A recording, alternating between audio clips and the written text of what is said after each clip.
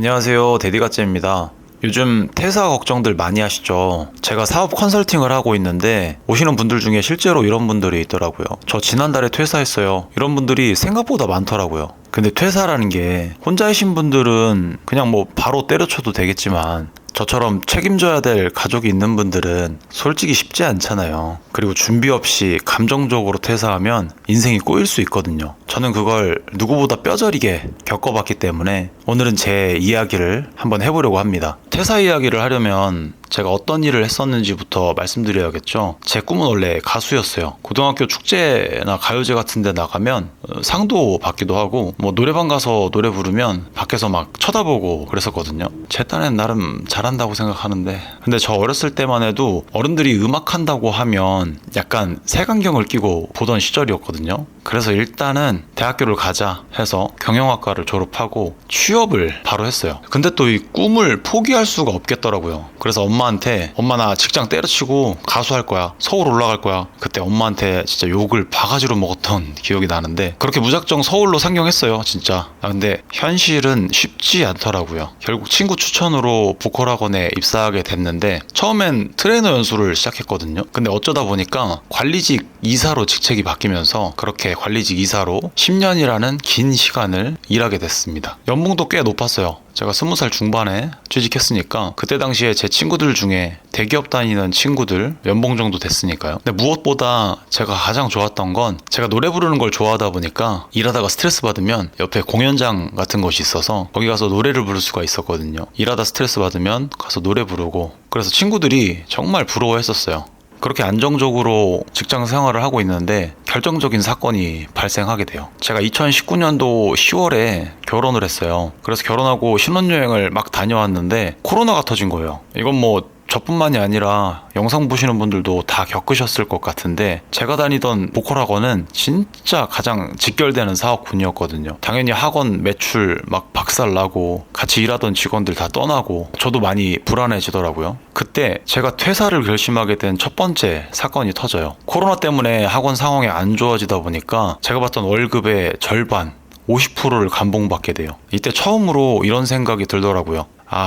직장은 절대 내 인생을 책임져 주지 않는구나. 근데 웃긴 건 바로 퇴사하지 않았다는 거예요. 그 후로 1년 정도 일을 더 했거든요. 지금 생각해보면 뭐 훨씬 잘한 선택이었던 것 같아요. 이 고정적으로 들어오는 월급이라는 게 그런 얘기도 있잖아요. 월급이 마약이라고. 근데 진짜 그렇거든요. 돈이 얼마 안 돼도 매월 고정적으로 받냐 안 받냐의 차이가 진짜 하늘과 땅 차이예요. 그래서 이 영상 보시는 분은 퇴사를 고민 중이신 거잖아요. 제가 꼭 이 말씀을 드리고 싶어요. 절대 홧김에 퇴사하지 말라고요. 아니 내가 이렇게 회사에서 열심히 하는데 뭐 나가서 뭔들 못하겠어? 라는 생각들 가지고 퇴사들을 많이 하거든요. 근데 고정적인 수입이 없어지는 순간 진짜 멘탈이 버티질 못해요. 저 역시도 그 두려움 때문에 바로 못 그만두기도 했고요. 그리고 학원 같이 키워온 직원들이랑 다시 일으켜보자 해서 다시 1년을 더 갈아 넣었어요. 대신 저는 보컬 학원만 다니진 않고 추가적으로 돈 버는 공부를 해서 부업에 많이 도전을 했어요.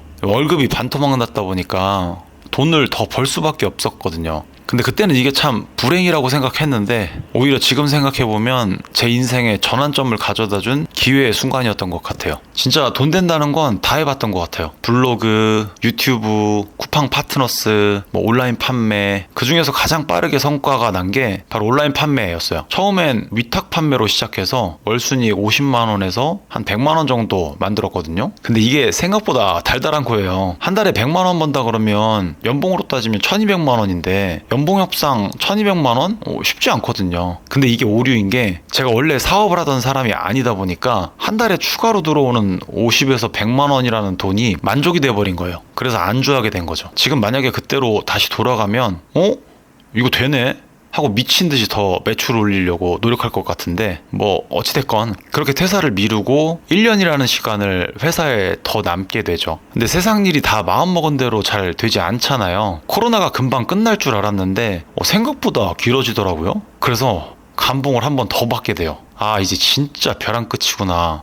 진짜 퇴사 준비해야겠다 라는 생각을 가지고 온라인 판매를 진짜 제대로 파고 들어가기 시작해요. 제가 위탁으로 50에서 100만 원 벌 때는 강의를 아예 안 들었어요. 왜냐면 전 다 사기꾼인 줄 알았거든요. 아니 왜 자기들이 돈 버는 노하우를 알려줘. 그렇잖아요. 그래서 독학으로 하다가 이제 매출을 더 올려야 빨리 퇴사하겠다 싶어서 진짜 속는 셈 치고 강의를 하나 들었는데 거기에서 강사분이 막 시키는 대로 했어요. 그랬더니 실제로 매출이 올라가는 거예요. 아, 이때부터 위탁 판매는 기본으로 하고 뭐 대량 등록부터 중국 구매 대행, 유럽 구매 대행, 브랜드 리셀, 정말 다양한 온라인 판매 방식을 전부 배우고 실제로 테스트 해봤어요. 그런데 브랜드 리셀에서 매출이 빠르게 오르더라고요. 그런데 여기서 제가 정말 중요하게 깨달은 게 한 가지 있어요. 저는 성향상 눈에 보이는 건 다 해봐야 직성이 풀리는 성향이거든요. 그래서 한 가지만 해보는 게 아니라 막 다 해보는 거죠. 왜? 돈이 다 된다고 하니까. 근데 제가 사업을 하면서 어느 정도 성공한 분들을 만나면 그분들의 공통점을 한번 찾아봐요. 근데 확실히 저랑은 좀 다르더라고요. 뭐냐면 절대 한눈을 팔지 않아요. 대표님 혹시 이 유튜버 혹시 아세요? 라고 물어보면 다 모른대 그냥. 그게 진짜 모르는 건지 그냥 하는 말인지는 모르겠지만 어찌됐건 본인이 하고 있는 사업 방식으로 우직하게 밀어붙이더라고요.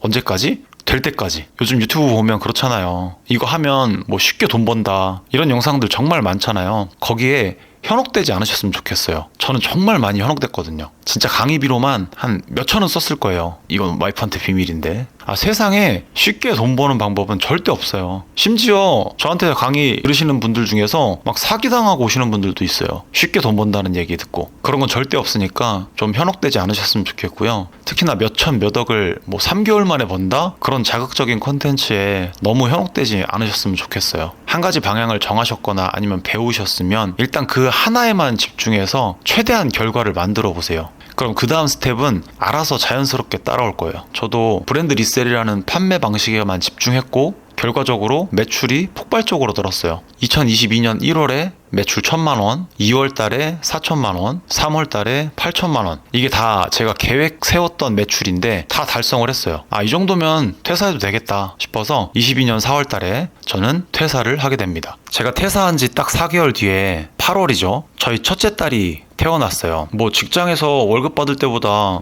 수익도 오르고 진짜 자신있게 퇴사했는데 근데 솔직히 조금 두렵더라고요. 이게 저 혼자면 아무 걱정 없죠. 저는 뭐 길바닥에서도 잘 수 있는 사람이니까. 근데 이제 혼자가 아니라 책임져야 할 가족이 생긴 거잖아요. 이건 좀 창피한 얘기인데 딸이 태어난 날 저도 모르게 막 눈물이 나는 거예요. 뭐 감동한 것도 있지만 저는 잘 기억이 안 나는데 제가 이렇게 말했다고 하더라고요. 울면서 우리 애 잘 키울 수 있겠지. 나중에 아내가 이 말을 듣고 정말 많이 속상했다고 하더라고요. 지금 생각해보면 왜 그런 찌질한 얘기를 했는지 모르겠지만 아내한테 많이 미안하죠. 아내 임신했을 때도 퇴근하고 집에 오면 인사하고 바로 컴퓨터방 가서 일하고 아침에 일어나서 일하다가 또 출근하고 거의 매일같이 일만 했었거든요. 아내랑 대화도 많이 안 했던 것 같아요. 한 번은 아내가 임신했을 때 평일에 바람을 쐬러 가자는 거예요. 이제 그때는 직장인이 아니니까 평일에 제 마음대로 할 수 있잖아요. 제가 신림동 살 때인데 그래서 보라매 공원을 가서 걷는데 그때 벚꽃이 진짜 이쁘게 폈었거든요. 아내는 정말 이쁘다 행복해 하는데 저는 하나도 기쁘지 않더라고요. 막 속으로 짜증만 나는 거예요. 내가 지금 여기서 이럴 때가 아니라 돈 벌려면 소싱 해야 되는데 빨리 발주해야 되는데 지금 CS가 쌓였는데 여기서 뭐 하는 거지. 막 그런 일 생각 때문에 삶의 여유가 없어진 거예요. 진짜 퇴사하실 분들은 단단히 각오를 하고 퇴사를 하셔야 돼요. 직장 다닐 때는 그냥 위에서 시키는 일 하면 끝이잖아요. 근데 퇴사하고 내 일을 하는 순간부터는 그렇지 않아요. 다 내가 해야 되는 일이고 다 내가 책임져야 되다 보니까 머릿속이 진짜 터질 것 같아요. 그래서 퇴사하실 때 이거 한 가지는 꼭 결심하셔야 돼요. 돈을 쫓지 말라고들 얘기하잖아요. 사실 저도 이 얘기를 들었을 때 직장인일 때는 무슨 말인지 몰랐었거든요. 근데 제 사업을 하면서 알게 됐어요. 내가 퇴사하는 게 돈을 벌려고 퇴사하는 게 맞지만 사실 그것보다 더 중요한 게 있다는 거죠. 저는 그걸 우리 가족의 행복이라고 생각하고요. 그리고 나 자신의 행복이라고 답을 내렸어요. 지금 퇴사 고민 중이시라면 꼭 이거에 대한 답변을 정해보세요. 내가 지금 퇴사해야 하는 이유가 뭔지. 무조건 돈보다 더 중요한 게 있을 거예요. 그 그걸 한번 생각해 보시고 이 영상 댓글에 글로 남겨주시면 세 분을 선정해서 제가 직장인 관점에서 사업가 관점으로 전환하는데 정말 도움을 많이 준 책이 있거든요. 그 책을 세 분께 선물로 드리겠습니다. 여기까지가 저의 퇴사 스토리 1편이었습니다. 어떠셨나요? 퇴사 고민하시는데 조금 도움이 되셨나요? 다음 편에서는 1억 매출 스토어가 날아간 이야기부터 현재는 제가 어떤 방식으로 돈을 벌고 있는지까지 퇴사 이후 4년간의 생존기를 이야기해 보도록 하겠습니다. 그리고 제가 성장한 이야기를 한 달에 한 번 라이브에서 소통을 하고 있거든요. 저랑 소통하고 싶으신 분들은 제가 고정 댓글에 참여할 수 있는 단톡 링크를 남겨놓을 거예요. 들어오셔서 함께 소통하면 좋을 것 같습니다. 그럼 저는 일하러 가보겠습니다. 데디가찌였습니다.